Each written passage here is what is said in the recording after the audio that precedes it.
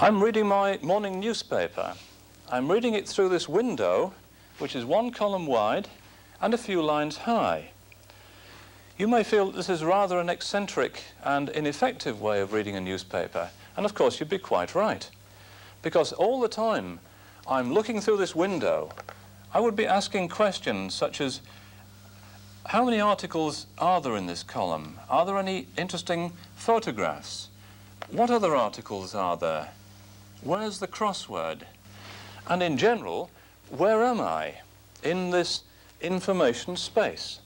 Now, this is a silly way to read a newspaper, but it's very similar to the way in which we use a conventional visual display unit to look at one item of information in a large information space, whose periphery we could probably only just see if it was printed on the same scale as a newspaper. Now, this technique of windowing has many disadvantages. Perhaps the principal disadvantage is the absence of any context.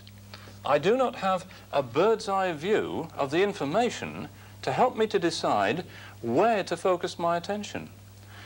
Windowing on a particular item masks all the remaining items.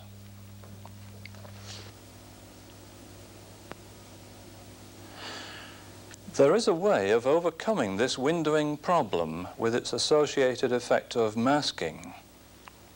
And it can be demonstrated very simply by taking our newspaper article and by adjusting the view that we have of the article. In this way, I can focus in some detail in the central region, but at the same time be aware in the peripheral regions of salient features such as headings and photographs and cartoons. In other words, I can retain a bird's eye view of the entire article.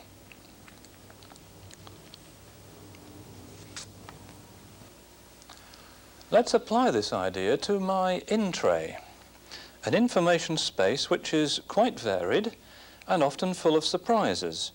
Here's a simple example in which I've used colour to indicate some property of an item. Red indicates an urgent item.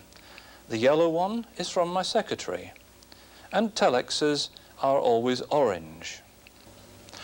By properly designing my view of this in-tray, I can focus on one item, but at the same time be aware of the salient features of other items. The colour of each item, for example, is clearly visible in the outer regions. Thus, while perusing the contents of my in-tray, I always retain a bird's eye view of the entire contents. Now, when an item moves into the outer region, of course, it is compressed horizontally, and it is therefore very difficult to read the text. But of course, one does not want to read the text in this outer region. One wants to be aware of attributes such as colour. Indeed, each item of information has two representations. One, which is appropriate to the central region of the display and which we can read, that's a high resolution image, and another low resolution image which is appropriate to the outer regions and where we only need to recognize perhaps a color and a letter. So if we take this representation and thread it into this structure, then we have the representations appropriate to the outer regions. If we then, in this central region, replace that image by an image appropriate to that central region, then we have the display that we're looking for. We can read that single item in the central region, but we are still aware of other items that are available in my in-tray.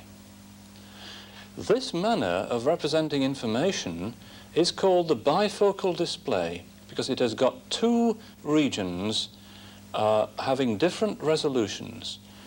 the central region with high resolution and the outer regions with low resolution. And we can focus on a particular item of interest while still retaining a bird's eye view of the entire in-tray.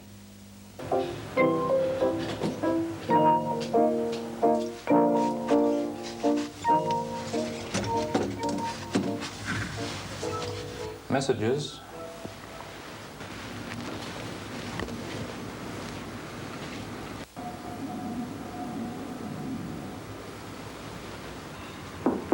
Come in. Hi, Bob. Oh, hi, Mark. Have a seat. I'll be with you in a second. I'm just looking through these messages. Oh, gosh, there's one from the head of department. He wants a report on the MSc course today. I'll have to get onto that. Did Sam leave anything for us last night? Gosh, I don't know. Oh, yes. Gosh, it looks like there may be one here. Uh-huh.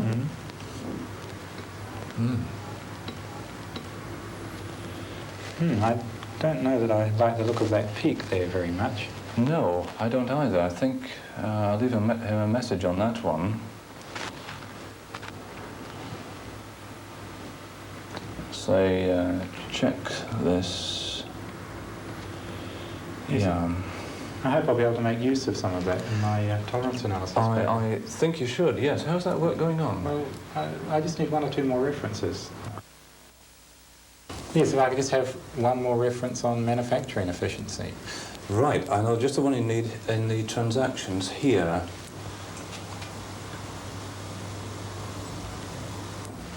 Let's see, I think it's in 78. No, it must be in 77, July.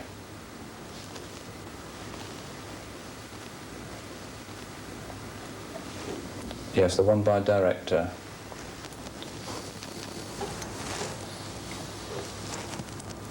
Yes, that's it. Oh, yes, good.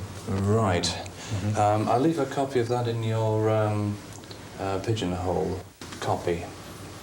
Oh, well, thanks, Bob. I'll be able to get on with that now. Fine, you're welcome. Okay.